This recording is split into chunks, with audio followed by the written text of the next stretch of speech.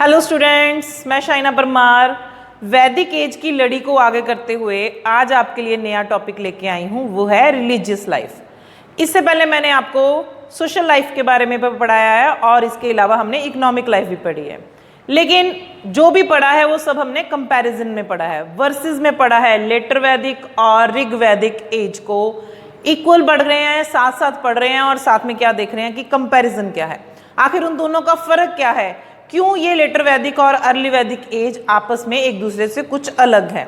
तो आज जो नेक्स्ट टॉपिक हमारा रिलीजियस लाइफ है, उनका धार्मिक जीवन है, तो उसको भी हम कंपैरिजन में ही आगे पढ़ेंगे। ठीक है, वर्सेस में पढ़ेंगे कि कैसे ऋग वैदिक एज में लोग कौन से भगवान पूजा करते थे और कैसे पूजा करते थे, उन्होंने किन किन चीज़ों पे विश्वास रखा, और लेटर वैदिक एज में उन्होंने किस भगवान की पूजा की और कैसे पूजा की।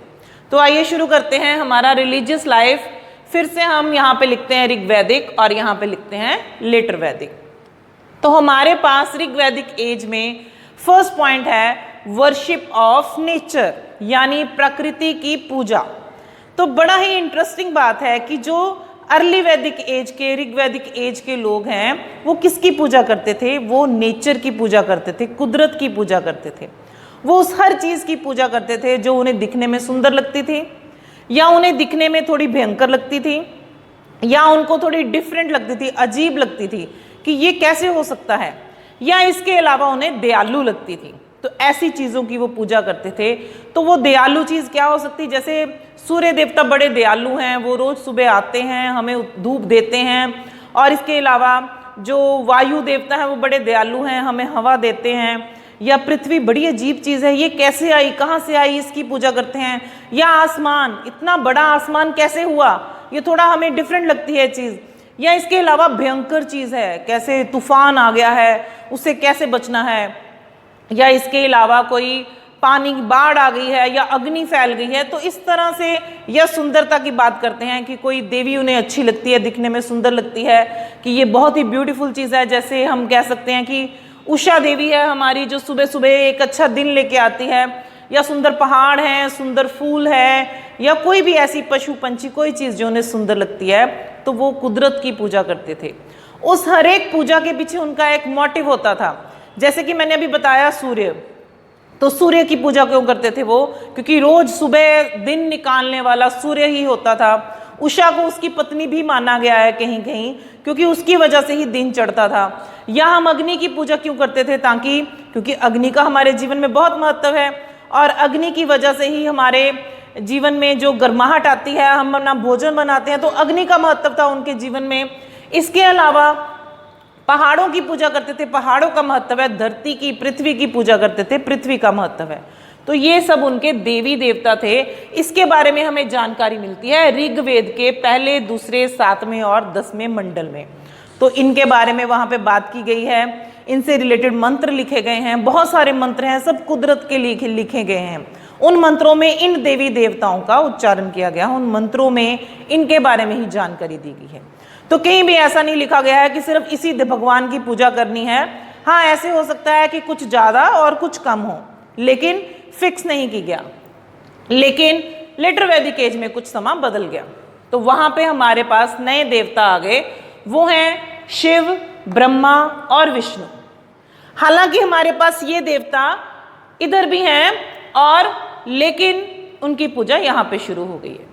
लेकिन वहाँ पे वो कुछ देवी देवताओं के रूप में पूजे जा रहे हैं, क्योंकि वो प्रकृति हैं। यहाँ पे वो भगवान के रूप में पूजे जा रहे हैं, तो उनका पहला स्थान हो गया है। यहाँ पे पहला स्थान किसका है? कुदरत का। यहाँ पे किसका है? भगवान का। वो कौन से भगवान है? शिव। शिव भगवान, जिन्हें उस वक्त इस रूप में जाना जाने लग पड़ा कि जो अगर सृष्टि का नाश करना है तो कौन करेगा? सृष्टि का नाश शिवा करेंगे। ब्रह्मा, तो ब्रह्मा को सृष्टि का रचयिता माना जाने लग पड़ा कि सारी सृष्टि को बनाने वाले कौन है? ब्रह्मा। विष्णु, विष्णु को सृष्टि का पालनहारा माने जाने लग पड़ा कि हमें पालने वाला कौन है? विष्णु है। तो ये ब्रह्मा, विष्णु और महेश, हम जिन्हें कहते हैं शिवा, इनका एक त्रिमूर्ति बन गया। 3 नाम थे और ब्रह्मा को त्रिमूर्ति के रूप में जाने लग पड़े। तो ब्रह्मा की त्रिमूर्ति कौन बन गए? शिव और विष्णु। तो ये तीनों देवी जो हमारे भगवान है, उत्तर वैदिक काल में सिर्फ इनकी ही पूजा होने लग पड़ी भगवान के रूप में। तो इस काल में हम देख रहे हैं कि नेचर की पूजा हो रही है, और हर एक अच्छी चीज की, हर एक भयंकर चीज की, हर एक सुंदर चीज की पूजा हो रही है। लेकिन यहाँ पे किसकी पूजा हो रही है? ब्रह्मा, विष्णु और शिवा की। ठीक है, बाद में इसे महेश का नाम दिया जाने लग पड़ा। सो त्रिमूर्ति की पूजा हो रही है, और ये इस समय के सबसे इंपॉर्टेंट भगवान है। दूसरे पॉइंट पे आते हैं हम यहाँ पे ऋग्वैदिक काल में, कि उनके देवी देवता कौन से थे। तो वैसे तो हम यहाँ पे ही क्लियर कर देते कि उनके देवी देवता कौन से थे, लेकिन कुछ इंपॉर्टेंट देवी देवता के बारे में पढ़ेंगे। वैसे तो ये कहा गया कि 33 देवी देवता को वो जरूर मानते थे, जिनकी बहुत इंपॉर्टेंस थी, जिनके बिना वो सोचते कि जीवन सफल ही नहीं हो सकता। लेकिन उन्होंने इसको 3 भागों में बांट दिया। 3 काइंड्स हो गई। स्काई यानी आकाश के देवता, वायुमंडल के देवता एनवायरमेंटल, और अर्थ पृथ्वी के देवता। तो 3 हिस्सों में बांट दिया उन्होंने। आकाश के देवता जो आकाश में रहने वाले हैं, वायुमंडल जो वायुमंडल में रहते हैं और उस हिसाब से हमें जीवन में हेल्प कर रहे हैं, और धरती के देवता जो धरती पे रहते हैं। तो सबसे पहले हमारे पास आते हैं वरुण, आसमान में रहने वाले, आकाश में रहने वाले। इनका बहुत महत्व है। ऋग्वेद में ये माना गया है कि सबसे ज़्यादा बात इनके बारे में ही हुई है। तो वरुण को ये माना गया है कि वो हर एक चीज़ का ध्यान रखते हैं। और ये ध्यान रखो, यहाँ पे हमने यहाँ पे देखा है कि जो विष्णु है, ब्रह्मा है और शिवा, या इन तीनों के जो नाम ऋग्वैदिक काल में थे वो भी हम साथ साथ पढ़ेंगे। ठीक है, तो वरुण को क्या माना गया है कि वो सृष्टि को हर चीज़ का ध्यान रखते हैं, क्या होना है क्या नहीं होना है, कौन व्यक्ति गलत है कौन सही है, किसका जीवन अच्छा होना चाहिए किसका नहीं। तो ये सारा काम किसका है? ये सारा काम वरुण का है। हालांकि ऋग्वेद में हम कुछ मंत्र भी पढ़ते हैं जिसमें उन्होंने वरुण से ऐसे बात की है। कोई व्यक्ति मंत्रों में, संस्कृति में वो मंत्र लिखे हुए हैं संस्कृत भाषा में, लेकिन हम हिंदी में बात करें तो मैं हिंदी में ही बताऊंगी कि वो संस्कृत में मंत्र में लिखता है कि मेरे जीवन में कुछ समस्या चल रही है, हे वरुण मुझे बताओ कि क्या कमी है।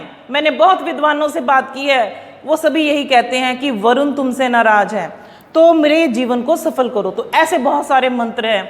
ये भी लिखा हुआ है कि जब तक वरुण मेरे जीवन में अपना हेल्प नहीं करते, मेरे साथ सहयोग नहीं देते, तो मेरा जीवन सफल नहीं होगा। तो ये बहुत इंपॉर्टेंट माना गया है भगवान। उसके बाद है मित्र, सूर्य, सूरज देवता, उषा और पुष्ण। तो इसमें से हम दूसरे पढ़ते हैं सूरज। सूरज की बहुत बात होती है, हम देखते हैं वहाँ पे सूरज का बहुत महत्व है। सूरज जो जीवन को हमें उजाला देते हैं, तो इनकी पूजा की जाती है, और ये आसमान में है तो इसलिए इन्हें आकाश के देवता माना गया है। तो सूर्य जो है यहाँ पे हम देख सकते हैं विष्णु, जो बाद में जो सूर्य देवता थे तो बाद में उनको विष्णु का नाम दे दिया गया। सूर्य के बारे में ये कहते हैं कि वो बहुत बलशाली हैं, हर वक्त रथ पे सवार रहते हैं, उनके 7 घोड़ों के रथ पे वो पूरे वायुमंडल का चक्कर लगाते हैं और देखते हैं कि सब कुछ सही है कि नहीं है।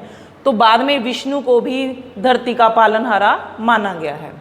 उषा है, मैंने आपको पहले भी बताया कि उषा का भी बहुत महत्व है। ऋग्वेद में उषा की कई बार बात हुई है।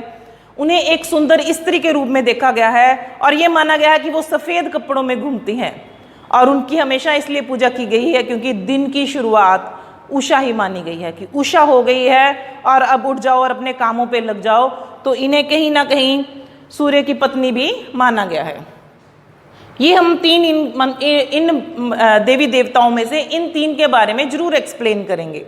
उसके बाद आगे हमारे पास वायुमंडल के, तो उसमें सबसे पहले है इंद्र देवता। इंद्र तो हमें पता ही है किसे कहते हैं, जो बारिश करता है, इंद्र देवता है। लेकिन यहाँ पे स्पेशल एक बात याद रखने के लिए हमारे पास है कि इंद्र को 2 नामों से जाना जाता था। एक इंद्र यानी बारिश का देवता, दूसरा पुरुंद्र यानी किलों का देवता। पुरंद्र होता है किला यानी युद्ध का देवता। तो इंद्र के 2 महत्वपूर्ण नाम हैं, एक है हमारे पास इंद्र और एक है पुरुंद्र। ऋग्वेद में 250 इसके सूक्त जो हैं इंद्र के ही लिखे गए हैं। इन्हें बहुत महत्व दिया गया है ऋग्वेद में, बहुत ही इंपॉर्टेंट देवता माना गया है। और इन इंद्र के बारे में ये कहा जाता है कि इसके बारे में भी मंत्रों में लिखा गया है ऋग्वेद में। एक जगह पे ये मंत्र है कि इंद्र देवता आप बहुत दयालु हैं, बादलों से बारिश की बरसात करते हैं जिसकी वजह से हमारा जीवन सफल होता है। दूसरी जगह पे इंद्र का ऐसे भी किया गया है कि ये इंद्र देवता मैं अपने युद्ध के साथ, अपनी शक्ति के साथ तैयार हूं, लेकिन जब तक आपकी कृपा नहीं होगी मैं दुश्मनों को नहीं हरा पाऊंगा। तो इन दोनों बातों में ये पता चलता है कि जो इंद्र देवता हैं वो बारिश के भी देवता हैं और पुरंद्र भी हैं, यानी वो किलों के, दुश्मन के किलों को तोड़ने वाले, युद्ध में जीत दिलाने वाले देवता हैं। तो ये इंद्र हमारे वायुमंडल के देवता में सबसे इंपॉर्टेंट है। उसके बाद है रुद्र और वायु। रुद्र को थोड़ा भयंकर देवता माना गया है कि रौद्र रूप हम कहते हैं ना, जैसे गुस्से में आ जाना तो उसे हम कहते हैं रौद्र। तो ये वो रुद्र हैं जिन्हें ये माना गया कि तबाही कर देते हैं। ठीक है, तो यहाँ पे हम देखेंगे कि शिवा को रुद्र का नाम, पहले उनका नाम रुद्र था लेकिन बाद में उन्हें शिवा का नाम दिया गया है। तो यहाँ पे इनकी पोजीशन अच्छी हो गई है क्योंकि उनको भगवान माना जाने लग पड़ा है। यहाँ पे रुद्र का कम महत्व है, इनकी ऋग्वेद में मंत्र भी हमें कम मिलते हैं क्योंकि वो एक ऐसा देवी देवता में से देवता माना गया है जो तबाही मचा रहा है। तो यहाँ पे हम सृष्टि को नाश करने वाले शिवा भी मानते हैं। तो ये पालनहर्ता मानते हैं, इनको रचयिता मानते हैं और इनको नाश करने वाले मानते हैं। नाश कब करना है? जब कोई व्यक्ति कुछ गलत कर रहा है, बिना वजह गुस्से में आके नहीं नाश कर देना। कोई व्यक्ति अपने धर्म का पालन नहीं कर रहा है तो उसका नाश कौन करेंगे? शिवा करेंगे, जब वो गुस्से में आ जाएंगे। तो यहाँ पे रुद्र का महत्व कम है, लेकिन उनको माना गया है कि वो गुस्से में जल्दी आते हैं और नाश कर देते हैं। वायु का महत्व बहुत है क्योंकि वायु हमें सांस देने वाली हवा, हमारी वायु का महत्व है। ये तीन हम यहाँ पे देवताओं का जिक्र जरूर करेंगे। उसके बाद आते हैं धरती के देवता। तो धरती में सबसे पहले आती है अग्नि। 200 सूक्त अग्नि के मिलते हैं हमें ऋग्वेद में, बड़ा ही इंपॉर्टेंट इनका माना गया है अग्नि का महत्व। अग्नि के बारे में ये कहते हैं कि जैसे हम अग्नि जलाती हैं और उसमें वो काफ़ी कुछ चीज़ें डालते हैं, जैसे हवन करते हैं, उसमें अनाज डाला जाता है और घी डाला जाता है, तो इन चीज़ों की आहुति दी जाती है अग्नि में। तो वो धुआं उठ के कहाँ जाता है? वो आसमान में जाता है। वो किससे मिल जाता है? आकाश के देवी देवताओं से। इसलिए उन्होंने अग्नि को बहुत महत्व दिया है। अग्नि का दोनों रूप दिखाए गए हैं, अच्छा भी और भयंकर भी, कि जब अग्नि प्रचंड हो जाती है तो कितना वो नुकसान करती है, इसलिए उसको वो शांत रहे, इसलिए हमने अग्नि की पूजा करनी है। तो अग्नि हमेशा हमारे लिए हेल्पफुल रहे। अग्नि के बारे में ये भी कहा जाता है कि जो बिजली है आसमान में चमकती है वो भी क्या है? वो अग्नि ही है। इसलिए हमें उसकी पूजा करनी है कि वो हमारे ऊपर प्रकोपित ना हो। हर एक देवी देवता का क्यों महत्व है? इंद्र बारिश करता रहे और उतनी ही करे जितनी ज़रूरत है, इसलिए उसकी पूजा करनी है। हवा उतनी ही चलती रहे जितनी हमें ज़रूरत है, अगर उससे ज़्यादा चलेगी तो वो रुद्र देवता हो जाएगा, तूफान आ जाएगा। तो रुद्र का महत्व नहीं है, लेकिन वायु का है। लेकिन रुद्र को भी शांत रखना है, कहीं वो गुस्से में ना आ जाए, इसलिए उसकी पूजा करनी है। सूरज की पूजा करनी है, वो रोज चढ़े, अगर वो नहीं चढ़ेगा हमारा जीवन सफल नहीं हो पाएगा, हम कुछ कर ही नहीं पाएंगे। हमें धूप की भी उतनी ही ज़रूरत है। तो ऐसे उन्होंने इन देवी देवताओं को बना रखा था कि उसकी पूजा हमें जरूर करनी है, जिसका जीवन में बहुत महत्व है। तो इसे हम सेल्फिशनेस नहीं कहते, इसे हम थैंकफुल होना कहते हैं कि हमने उन हर एक चीज़ का महत्व रखा है जो हमें किसी ना किसी तरीके से हमारे साथ जुड़ा हुआ है। तो उसका हमने क्या करना है? शुक्रिया करना है अदा। तो जैसे हम कहते हैं कि हमें हर वक्त इस बात का याद रखना चाहिए कि भगवान का हर वक्त शुक्रिया करो, क्योंकि उसने हमें बहुत कुछ दिया है। अगर कुछ नहीं दिया है तो उसकी वजह से उसे कोसो मत, बल्कि हर वक्त थैंक्स करो कि शायद हमें इस चीज़ से बचा लिया, इससे भी ज़्यादा कुछ हो सकता था। तो उसके बाद हमारे पास है पृथ्वी, धरती हमारी। इसकी पूजा तो हम करेंगे क्योंकि हम पृथ्वी पे रह रहे हैं और हमें शरण देने वाली कौन है? हमारी पृथ्वी। तो पृथ्वी को, धरती को हम माँ का रूप कहते हैं क्योंकि उसने हमें अपने पास रखा हुआ है। धरती माता है हमारी, इस पृथ्वी की पूजा करना हमारे लिए बहुत ज़रूरी है। फिर है सोम। सोम देवता हैं एक, और उनके बारे में ये कहा जाता है कि काफ़ी सारे मंत्रों का उच्चारण उनके बारे में किया गया है। और फिर हमारे पास है बृहस्पति। बृहस्पति को हमने यहाँ पे देखा है, जो ब्रह्मा बन गए वो पहले क्या थे? बृहस्पति। यहाँ पे इतना इनका महत्व नहीं है, लेकिन यहाँ पे सृष्टि के रचयिता के रूप में बृहस्पति आ गए। तो यहाँ के तीन देवता जो अलग अलग महत्व रखते थे, जिन्हें ये माना जाता था कि सारे भगवान का रूप इनमें आया, तो वहाँ पे ये तीन देवता भगवान बन गए हैं। जो रुद्र थे वो शिवा बन गए हैं, जो बृहस्पति थे वो ब्रह्मा बन गए हैं, और जो सूर्य थे वो विष्णु बन गए हैं। तो ये हमारे दूसरे भाग में हमारे पास देवी देवता आते हैं। तो इधर हमारे पास दूसरे भाग में क्या आता है? इंक्रीजिंग ऑफ यज्ञ एंड सेक्रीफाइस। तो ये तो पहले भाग में ही भगवान आ गए तो हमने ये देखा प्रकृति की पूजा कर रहे हैं, लेकिन ये क्या कर रहे हैं, इन भगवानों के लिए यज्ञ कर रहे हैं और बलियां दे रहे हैं।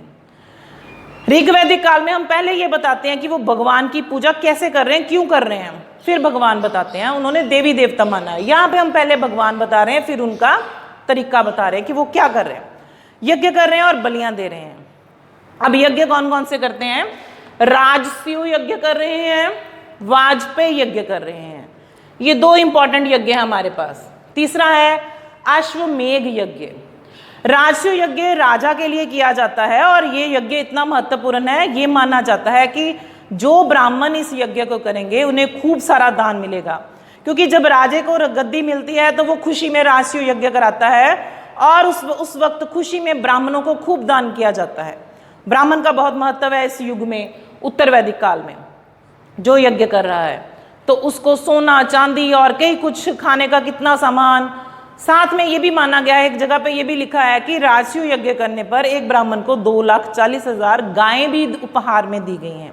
ये बहुत बड़ा अमाउंट है, लेकिन हम ये नहीं मान सकते कि यह गलत है, क्योंकि उस वक्त का जो लिटरेचर लिखा गया है उसमें ये बात कही गई है। तो ये दो इंपॉर्टेंट यज्ञ हैं उनके, राजस्व एंड वाजपेयी। इसके अलावा हमारे पास तीसरा है अश्वमेघ यज्ञ। अश्व यानी घोड़ा, मेघ यानी उसकी बलि देना।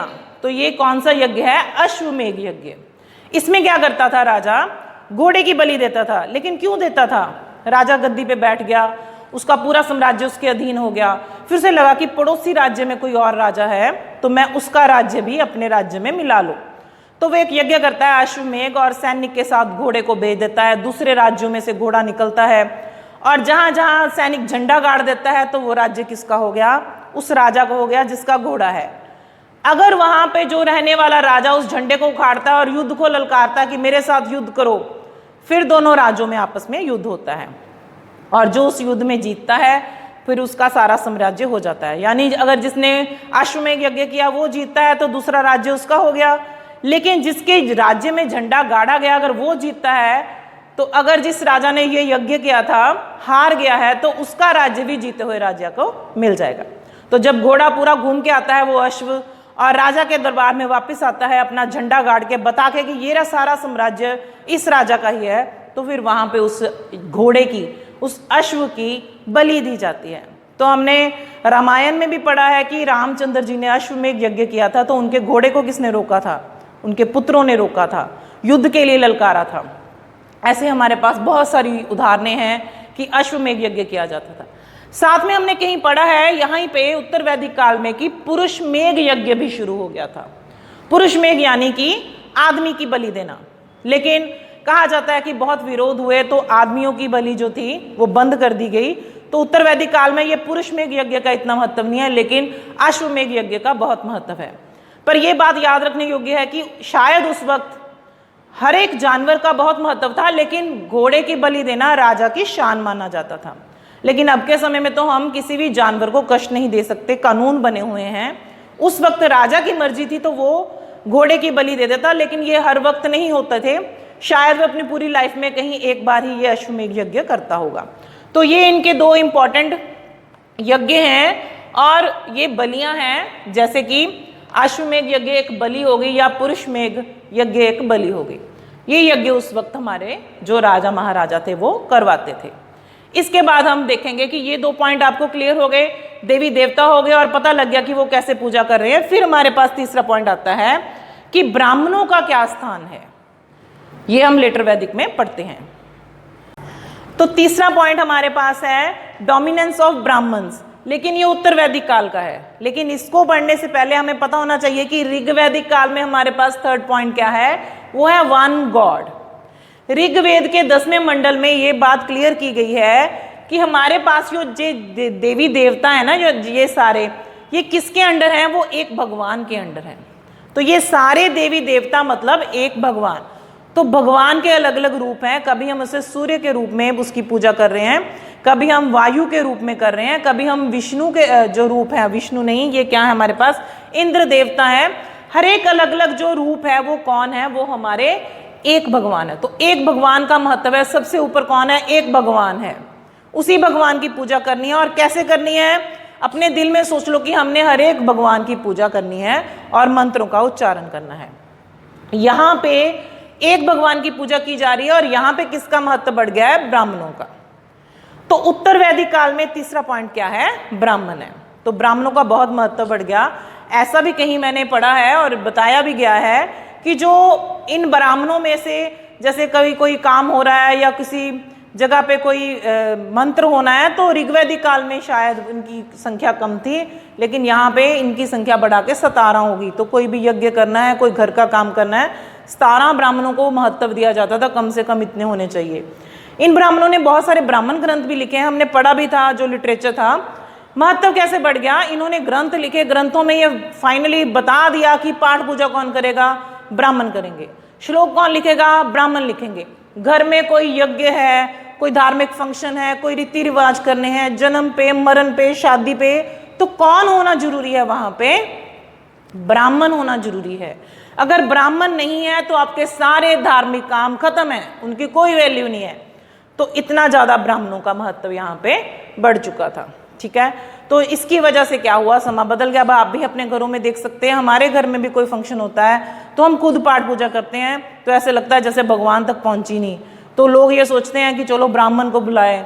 हालांकि सिख धर्म में भी ये बात की गई थी कि खुद ही पाठ पूजा कर लो, उसी से भगवान संतुष्ट है। लेकिन अब वो भी रिवाज बदलने शुरू हो गए हैं। घरों में बुलाया जाता है कि कोई दूसरा आके पाठ करे और हमारी जिम्मेवारी खत्म है, हमने बैठ के सुनना है, कभी सुनना है और कभी नहीं सुनना है। तो यहाँ पे भी यही हुआ कि ब्राह्मणों का महत्व बहुत बढ़ गया।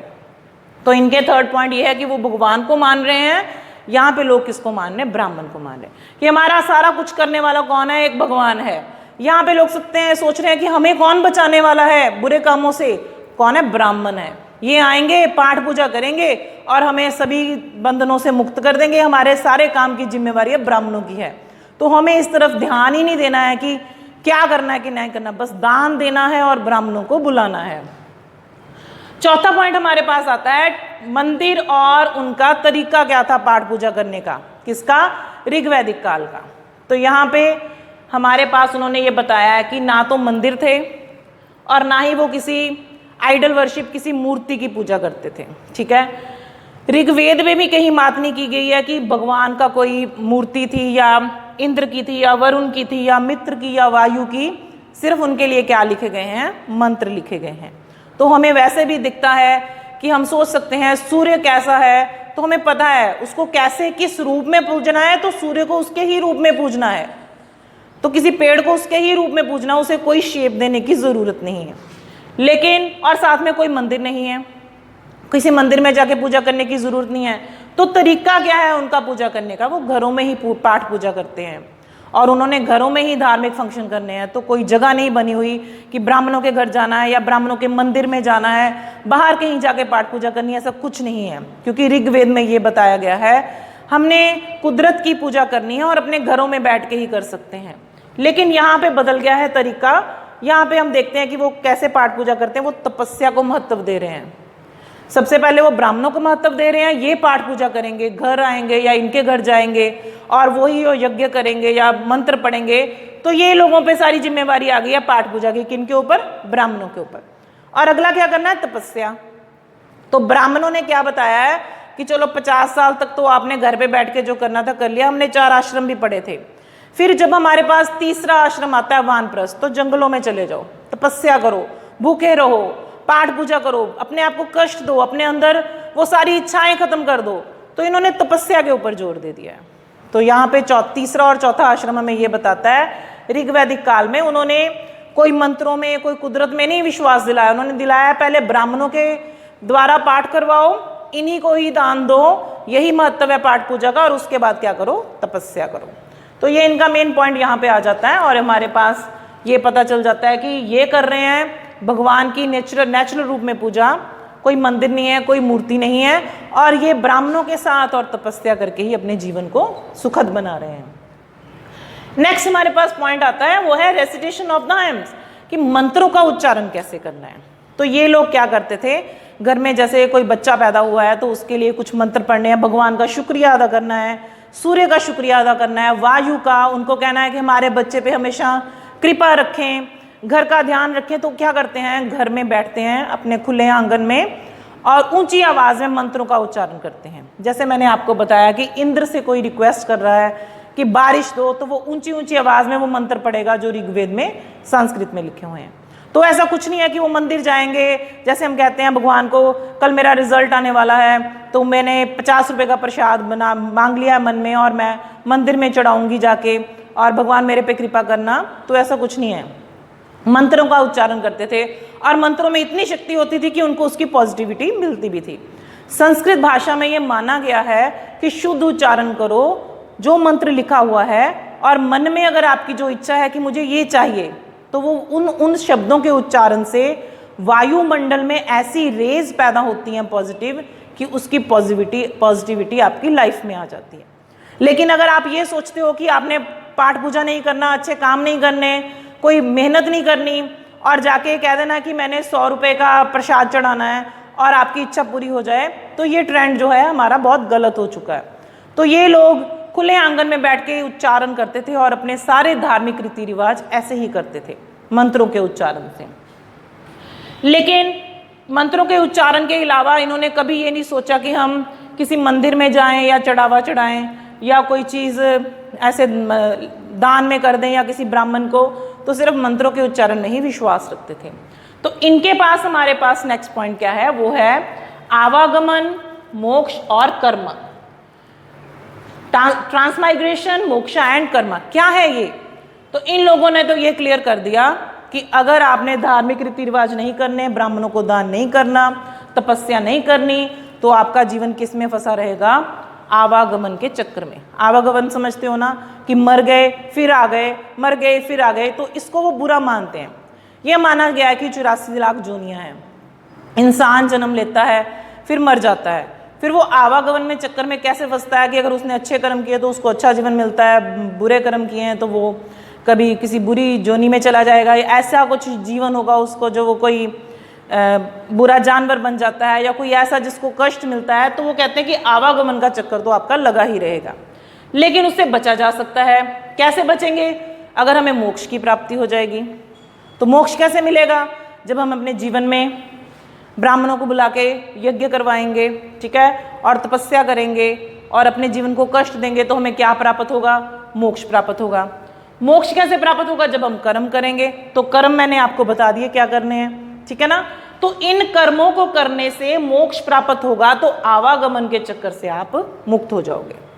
एक जगह पे और हम पढ़ते हैं, छंदोग्य उपनिषद है, छंदोग्य उपनिषद, वहां पे ये लिखा हुआ है कि इंसान के लिए क्या जरूरी है, वो है ब्रह्म ज्ञान की प्राप्ति होना। ब्रह्म ज्ञान की प्राप्ति कैसे होती है? जब ब्राह्मणों के द्वारा उसको शिक्षा दी जाती है और वो सारे जीवन के जो रिचुअल्स है, रीति रिवाज है, पूरे करता है और अपने जीवन में मोक्ष की प्राप्ति करता है। यानी कि वो तीसरे आश्रम में जाता है, चौथे आश्रम में जाता है, तपस्या करता है, संन्यास आश्रम, और उसे ब्रह्म ज्ञान की प्राप्ति हो जाती है। तो वो किस में लीन हो जाता है? वो ब्रह्मा में लीन हो जाता है। ब्रह्मा जिसने संसार की रचना की है, अगर वो ब्रह्मा में लीन हो गया तो किससे छुटकारा हो गया? बार बार जीवन में आने जाने से। तो ये आवागमन के चक्कर से मुक्त होने के लिए क्या जरूरी है? ब्रह्म ज्ञान चाहिए। लेकिन जिन लोगों को ब्रह्म ज्ञान नहीं मिलता, अब ये ऐसे लोगों को डराने के लिए या उनको अपने धर्म में डालने के लिए ऐसी बातें बनाई जाती हैं ताकि सभी लोग सोच लें कि ब्रह्म ज्ञान ही जरूरी है।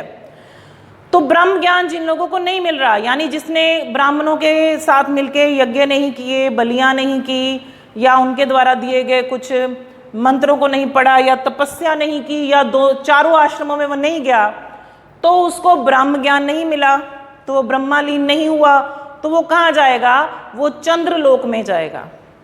तो जो चंद्रलोक में चला गया, मतलब कि वो ब्रह्मा से नहीं मिला, वो रास्ते में रह गया, तो वहां से रास्ते में वापस आता रहेगा, जाता रहेगा, जब तक उसको मोक्ष की प्राप्ति नहीं होती, जब तक उसको ब्रह्म ज्ञान की प्राप्ति नहीं होती, तो वो आवागमन में लगा रहेगा। तो ये क्या है? ये ब्रह्म ज्ञान की इंपॉर्टेंस बताई गई है ताकि लोगों में ये डर पैदा हो जाए कि हमने चारों आश्रमों में रहना है, हमने तपस्या करनी है, हमने वो सारे ब्राह्मणों द्वारा बताए गए हर कर्मकांड को पूरा करना है। जो पैदा होते बच्चे के नयन, उपनयन है, उसके बाद उसका नामकरण है, या यज्ञोपवीत धारण करना है, या शादी है, या मृत्यु है, हर एक चीज को पूरा करना है ताकि हमें क्या प्राप्त हो? ब्रह्म ज्ञान प्राप्त हो। तो ये इनका 5वां पॉइंट जो है वो इस तरह से ही हमें बताता है कि किस तरह से ये लोग रीति रिवाजों में फंसते चले गए। यहाँ पे इनके पास नेक्स्ट आता है मॉरलिटी। बड़े सिंपल है ऋग्वैदिक की हर एक चीज़। मॉरलिटी यानी नैतिकता। क्या है मॉरलिटी? सच बोलना, कभी झूठ ना बोलना, किसी को बुरा ना कहना, घमंड ना करना, ठीक है, क्रोध ना करना, और आए हुए अतिथि की इज्जत करना, और हर एक व्यक्ति को इज्जत देना, सत्कार देना। जो कुछ भी आपको लगता है कि जो गुरु नानक देव जी ने हमें बताया है, महात्मा बुद्ध ने बताया है, या ऐसे बहुत से हमारे समाज सेवक हुए हैं, वो सारी मॉरलिटी है। तो ऋग्वैदिक काल में ये ब्रह्म ज्ञान, ब्रह्मा में लीन होना, कर्म कांड, मोक्ष, आश्रम जो है उत्तर वैदिक काल की चीज़ें, वो ऋग्वैदिक काल में कहीं नहीं आती। क्या आता है? सिर्फ नैतिकता, मॉरलिटी आती है। अच्छे कर्म करो और सिर्फ कुदरत की पूजा करो तो आपका जीवन सफल है। लेकिन यहाँ पे क्या है? Blind faith and magic practice, अंधविश्वास और जादू टोने कर्मकांड। तो ये तो बहुत ही बढ़ गए, क्योंकि उस समय ये जरूरी हो गया कुछ ऐसी कैटेगरीज जो ऊपर आ गई उन लोगों के लिए कि सारा संसार हमारे पीछे घूमे। तो बहुत सारे अंधविश्वास बना दिए कि अगर घर में पूजा करनी है तो इतने ही ब्राह्मण चाहिए, इससे कम हुए तो पूजा सफल नहीं होगी। अगर घर में आपके शादी हो रही है तो इतना ही सामान, उसकी आहुति देनी ही है। अगर इतनी आहुति नहीं दी गई यज्ञ में तो आपका शादी संबंध जो है वो अच्छे नहीं रहेंगे। तो हर चीज में किसका महत्व बढ़ता गया? ब्राह्मणों का। तो उनका जीवन में उच्च स्थान हो गया और सारा समाज उनके पीछे हो गया। क्षत्रिय क्या, शूद्र क्या, वैश्य क्या, वो सब किस में पड़े गए? ब्लाइंड फेथ में। और आज भी अपने परिवारों में आप उंगलियों पे गिन सकते हैं कितने अंधविश्वास हैं जो मॉडर्न हमारी जनरेशन है जिसे नहीं मानती, लेकिन हमारे बुजुर्ग मानते हैं, क्योंकि वो किस वेद के पीछे, किस पीरियड के पीछे हैं? वो हमारा लेटर वैदिक पीरियड के ऊपर चल रहे हैं। तो ऋग्वैदिक एज को तो लोगों ने बुला ही दिया। आसान काम है लेकिन थोड़ा मुश्किल है इसको मानना। जैसे गुरु नानक देव जी की बातों को मानना थोड़ा मुश्किल है, लेकिन है आसान। तो हम अच्छी चीज़ों को छोड़ देते हैं और जो आसान चीज़ें उनको चुनते हैं कि चलो हम खुद क्या पाठ करें, कोई और कर दे हमारी जगह से, चल पैसे ही हैं थोड़े दे देते हैं, ठीक है। तो क्या हुआ अगर थोड़ा सा किसी के बारे में बुरा बोल दिया, मैं तो अच्छा हो गया। क्या हुआ अगर मुझे थोड़ा सा कुछ चुराना पड़ गया, जीवन तो सफल हो गया। तो ये सारी बातें ऋग्वैदिक काल में नहीं थी, लेकिन धीरे धीरे जो हमारे जीवन में आती रही, क्योंकि हमने अपना सारा जिम्मा किस पे छोड़ दिया? ब्राह्मणों पे छोड़ दिया। हमें अपने जीवन का महत्व ही खत्म हो गया। तो लोगों ने अंधविश्वास, और आप कैसे अंधविश्वासों में पड़े हैं? छोटे छोटे अंधविश्वास ही सोच लें कि हम सोचते हैं कि इस दिन में हमने ये खाना है, इस दिन नहीं खाना है। जैसे मैंने आपको पहले ही बताया कि हम किन को दान करते हैं, किस दिन में क्या करते हैं, कहाँ जाते हैं, कहाँ नहीं जाते। यहाँ तक ये भी मान लिया गया कि अगर मूर्ति की पूजा नहीं की तो भगवान की पूजा नहीं की। तो ऐसे अंधविश्वास आ गए। जादू टोने आप समझते ही हैं क्या? किसी को वश में करना है, किसी का बुरा करना है, तो आप बहुत सारे जादू टोने देख सकते हैं, ऐसे जीवन में चलते रहते हैं। अब हर एक चीज़ को इतना विस्तार में बताने की ज़रूरत नहीं है, क्योंकि आप लोग समझ चुके हो। आप वो जनरेशन हो जो पढ़ चुकी है और आगे बढ़ चुकी है, और आप समझ चुके हो कि ये अंधविश्वास हैं, ये जादू टोने हैं। ये दोनों चीज़ें हमारे जीवन में कहीं भी वैल्यू नहीं करती। क्या वैल्यू करता है? आपका अच्छा कर्म, आपकी मेहनत, आपके द्वारा किए हुए काम, वही आपको जीवन में सफल करेंगे। ये जगह जगह जाके ऐसे कोई सुख ना मांग लेना कि ये मैंने ऐसे ही करना है और घर में आके आराम से बैठ जाना, तो वो आपके जीवन को सफल नहीं करेंगे। मेहनत आपको आगे लेके आएगी, आपकी मॉरलिटी आपको आगे लेके आएगी। लेकिन ये लोग फुली डिपेंडेंट हो चुके हैं जादू टोने और कर्मकांड में। अब इनका लास्ट पॉइंट है स्वर्ग और नरक। यानी इसका मतलब कि ये लोग भी मानते हैं अच्छे कर्म और बुरे कर्म को। कौन? ऋग्वैदिक एज। कि अच्छे कर्म करोगे तो कहाँ जाओगे? स्वर्ग में जाओगे। बुरे कर्म करोगे तो कहाँ जाओगे? नरक में जाओगे। तो यहाँ कोई आवागमन का चक्कर नहीं है, कोई कर्मकांड नहीं, कोई मोक्ष नहीं है। सिंपल बताया है ताकि लोग अच्छे बने रहें, और स्वर्ग को एक अच्छी जगह माना गया है। बुरे कर्म करेंगे तो नरक में जाएंगे। बड़ा ही सिंपल है, इसमें और कुछ बात नहीं की गई है कि ये करना जरूरी है, अगर ये ग्रंथ पढ़ना जरूरी है, इस आश्रम में जाना जरूरी है, ये यज्ञ करना जरूरी है। ऐसा कहीं कुछ नहीं लिखा है। सिंपल लिखा है अच्छा व्यक्ति स्वर्ग में और बुरा व्यक्ति नरक में। लेकिन यहाँ पे कुछ फर्क है। इन लोगों ने दर्शन को बहुत महत्व दिया। क्या है दर्शन? फिलॉसफी, एक ऐसा ज्ञान जिसमें हमें काफी बातें समझ ही नहीं लगती। वो फिलॉसफी में, वो दर्शन में ऐसी चीजों को ऐड किया गया कि ये होना जरूरी ही है। तुम्हारे जन्म पे इतना सारा रिचुअल्स का होना, कर्म कांडों का होना जरूरी ही है। तो ऐसे कुछ 6 दर्शन हैं हमारे पास। इन 6 उपनिषदों में इनके बारे में बात की गई है। तो ये 6 दर्शन अलग अलग व्यक्तियों द्वारा लिखे हुए, इनके नाम है सांख्य, योग, न्याय, वैशेषिक और पूर्व मीमांसा और उत्तर मीमांसा। ये 6 दर्शन हैं। अगर आप इनके नाम नहीं भी लिखते तो कोई इतनी ज़रूरत नहीं है, लेकिन 6 दर्शन याद रखना जरूरी है। वो उनमें फिलॉसफी है कि क्या है फिलॉसफी, न्याय क्या है, कैसे जीवन जीना है, किस दर्शन को मानना है, किस बात को मानना है, आपका जीवन सफल कैसे होगा, क्या करना जरूरी है, कि जीवन में से सफल होके इस आवागमन के चक्कर से बाहर कैसे आना है। सो वो ज्ञान हमें कैसे मिलेगा अगर हम इस दर्शन के सिद्धांत को मानेंगे, फिलोसफिकल जो हमारे पास एलिमेंट्स हैं धर्म में। तो वो उन लोगों ने धर्म को इतना कॉम्प्लिकेटेड कर दिया है। कितना आसान है प्रकृति को पूजा करना और एक भगवान को मानना, और कोई मंदिर नहीं जाना, किसी मूर्ति की पूजा नहीं करनी, सिर्फ मंत्र पढ़ते रहो घर पे बैठ के और नैतिकता का ध्यान दो और स्वर्ग नरक को याद रखो कि अच्छे कर्म करेंगे तो स्वर्ग में जाएंगे, नहीं तो नरक में जाएंगे। कितना मुश्किल है सिर्फ 3 भगवानों को ही मानना और उसके बाद यज्ञ करवाना, बलियां देना। क्यों देना किसी की बलि, कितना मुश्किल है। सिर्फ ब्राह्मणों के पीछे घूमना और अपना कर्म तो भूल ही जाना कि हमने क्या करना है, हमने तो सिर्फ दान करना है। ब्राह्मण को दान करी जा रहे हैं और समाज को किसी को दान नहीं करना है। तपस्या करना, उन मोक्ष कर्म आवागमन में विश्वास रखना और अंधविश्वासों में ध्यान देना, जादू टोने कर्म कांड करना, एंड फाइनली कहाँ में आगे फंस जाना, दर्शन में, ऐसे ज्ञान में जिसके बारे में हमें आइडिया भी नहीं है लेकिन हम फिर भी उस सब को मान रहे हैं। तो यही था उनका धार्मिक जीवन ऋग्वैदिक काल और उत्तरवैदिक काल का। तो अगर हम आर्यंस हैं तो हम क्यों नहीं ऋग्वैदिक काल को मानते, चाहे वो सामाजिक जीवन है, चाहे वो राजनीतिक है, चाहे वो आर्थिक है, चाहे वो धार्मिक है, चाहे वो कल्चर है। हर चीज में सबसे सिंपल क्या है, अर्ली वैदिक एज, और टफ कहाँ होता जा रहा है, लेटर वैदिक एज में। तो अगर हम इनको मान सकते हैं तो हम ऋग्वैदिक एज को क्यों नहीं मान सकते। आप लोग क्यों नहीं इस बात पे विश्वास करते कि हमने एक भगवान को मानना है, हमने जाति पाति कर्म कांड जो इसके अलावा हमारे अंदर चलते हैं रीति रिवाज, वो सब खत्म कर देने हैं। अगर हम अपने धर्म को वहां से मान रहे हैं जहां से शुरू हुआ है, तो वो तो है ही नहीं कहीं, कर्म कांड तो है ही नहीं कहीं, यज्ञ बलियां तो है ही नहीं कहीं।